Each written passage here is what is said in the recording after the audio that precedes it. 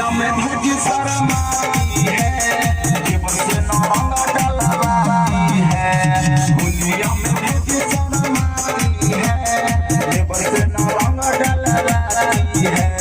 मोटे पिचकारी देखी के भौजी मन घबराती है।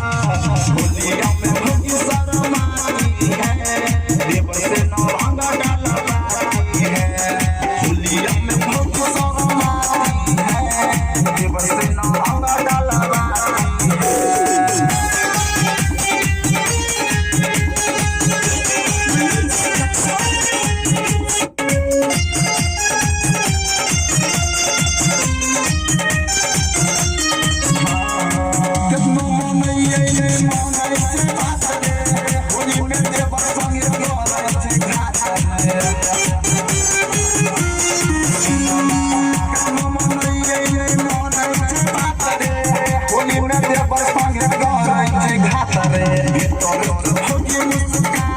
होली में न रंग डलवाती है।